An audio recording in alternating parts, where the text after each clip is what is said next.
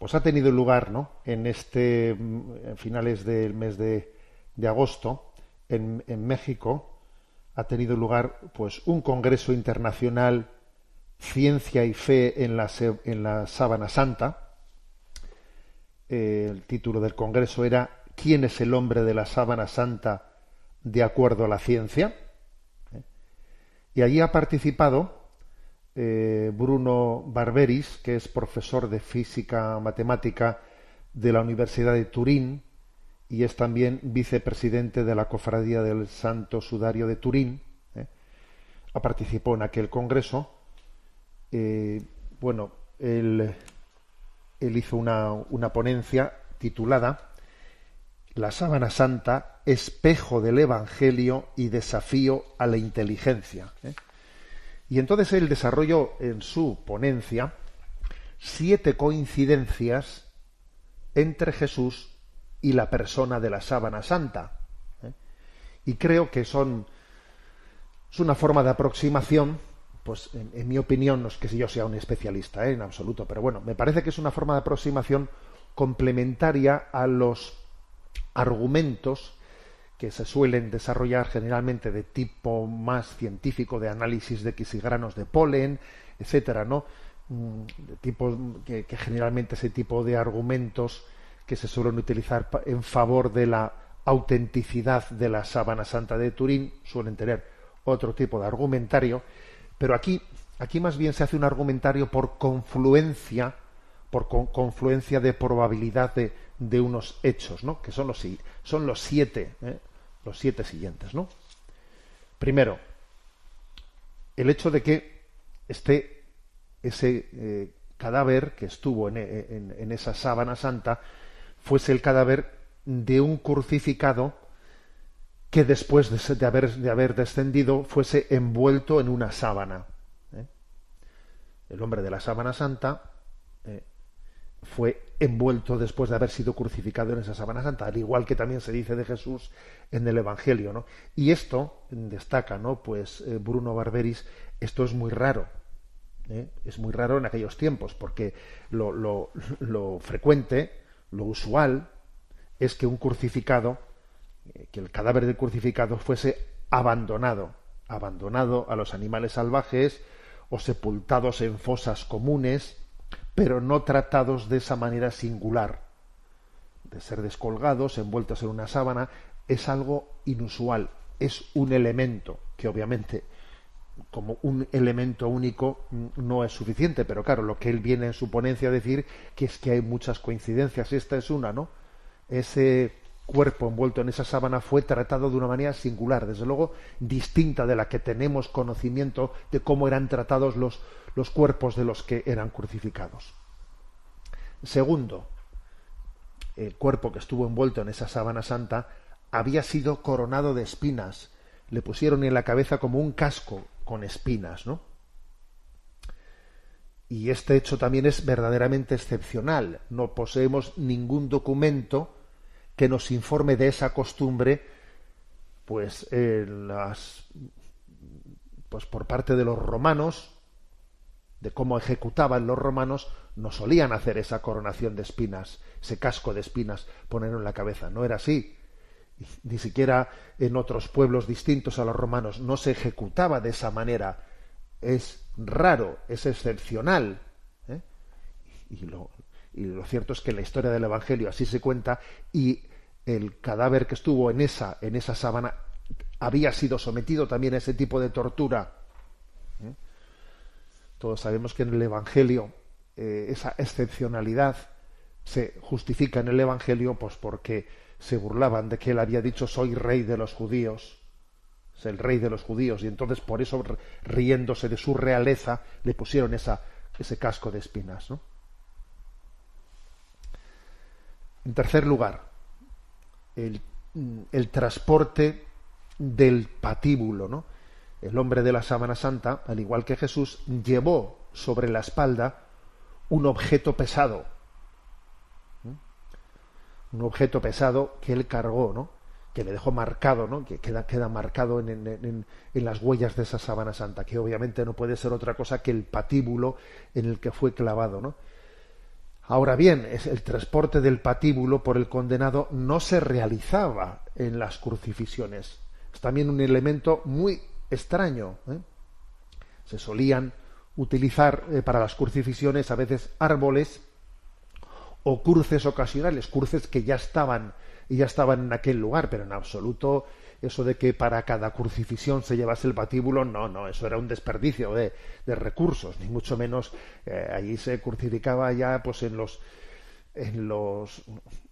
palos que ya estuviesen puestos, pero nada de estar ahí desperdiciándose, es un desperdicio, ¿no? El relato que hace el Evangelio de que alguien lleve su propio patíbulo allí, lo lleve a cuestas, es un desperdicio para los romanos, ¿no? Es algo excepcional, pero es que curiosamente en la sábana santa queda marcado que el cuerpo de aquel hombre había llevado ese peso en sus espaldas, ¿no? Cuarto elemento, el uso de clavos. El uso de clavos. Tanto el hombre de la sábana santa, ¿no?, como Jesús fueron fijados a la cruz con clavos. Pues hay que decir que este método parece que históricamente, ¿no?, estaba reservado para crucifixiones muy excepcionales, porque en la mayoría de los casos los condenados se sujetaban a la cruz con cuerdas. Se les sujetaba con cuerdas, según sabemos en los relatos, ¿no?, en los relatos de las crucifixiones romanas. Sin embargo, aquí se utilizaron clavos. Y eso queda patente tanto, ¿no?, en el análisis de la sábana santa como en el relato evangélico. Otra coincidencia más. Quinta coincidencia. No le quebraron las piernas. El hombre de la sábana santa, al igual que en el relato evangélico, fue herido en el costado después de su muerte. Después de su muerte, un soldado le traspasó con la lanza el costado. Y no le fracturaron las piernas, ¿eh? Que este es un hecho, pues, prácticamente único, ¿no?, ya que era la costumbre de los romanos quebrar las piernas a los crucificados para acelerarles la muerte, ¿no?, a los condenados. Era la manera de terminar una crucifixión. Se quebraban las piernas y allí en ese momento ya pues se precipitaba la muerte. Y mira tú que en el cadáver que estaba envuelto en la sábana santa no se le habían quebrado las piernas, y resulta que en el relato evangélico tampoco. Otra coincidencia más. Totalmente, además, de una manera excepcional, contraria al hecho usual de cómo se hacían las ejecuciones de los judíos. Sexto elemento, el hecho de que el cadáver hubiese sido sepultado sin lavado ni unción.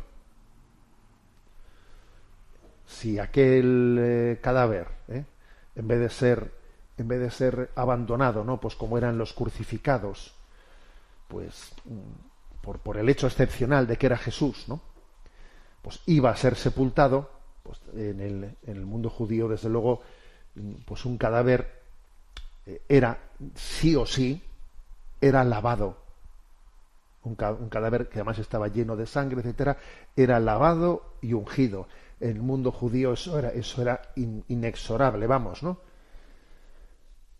Pero resulta que no, pues que en el relato evangélico se dice que como se echaba, ¿no?, pues el Shabbat se había venido encima, entonces el cadáver fue envuelto sin tiempo de lavarlo ni ungirlo, esperando a que las mujeres pudiesen, ¿no?, el domingo por la mañana antes del alba ir a ungirlo.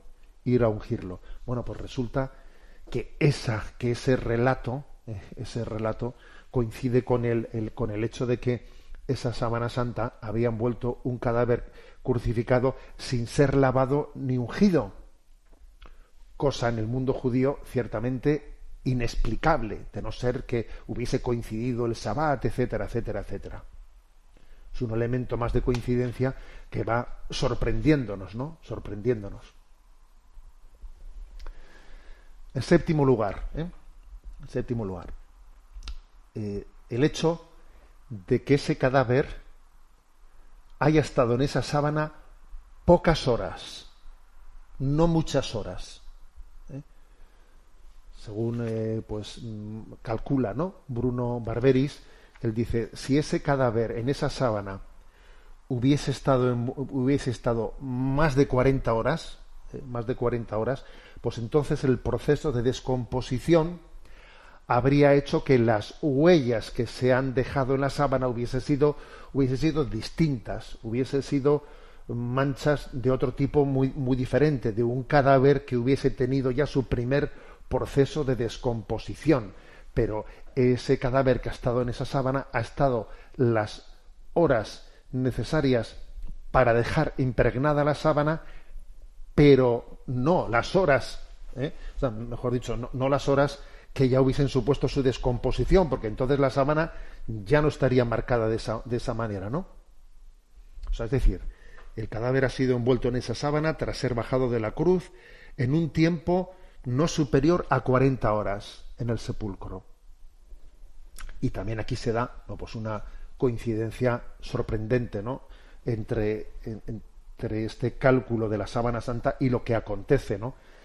Y lo que acontece en esa resurrección al tercer día, que sabemos que no son 3 días enteros, en que en el fondo es el sábado santo más un poco del viernes y un poco del domingo, en esas 40 horas aproximadas, ¿no? Entonces este hombre, pues en esa ponencia que pronunció bajo el título Espejo del Evangelio, desafío a la inteligencia, en ese Congreso Internacional Ciencia y Fe en la Sábana Santa, Bruno Barberis, lo que él viene a decir es que estas 7, ¿no?, estas 7 constataciones, que cada una de ellas es independiente una de la otra, sí, no tienen nada que ver una con la otra, pero claro, el hecho de que las 7 acontezcan, pues es un cúmulo, ¿no?, de sintonía, ¿no?, de circunstancias que para él le dan pues una fuerza tremenda en la veracidad, en la autenticidad, ¿no? Él dice que tal cúmulo al margen de otro tipo de estudios, ¿no?, que quizás no pues ya van por otro, digamos, campo pues más de análisis, ¿no?, de análisis de polen, de cosas, pero me parece que también ha sido novedoso, ¿no?, esta forma de razonar. Tenéis este estudio, está publicado el 1 de septiembre en Religión y Libertad, con el título Las 7 coincidencias entre Jesús y la persona de la Sábana Santa, un caso entre 20.000 millones. Como viene a decir que es tal casualidad hace imposible pensar en la casualidad, ¿no? Está tomado, como digo, en Religión en Libertad, y también está en otra web que se llama Desde la Fe.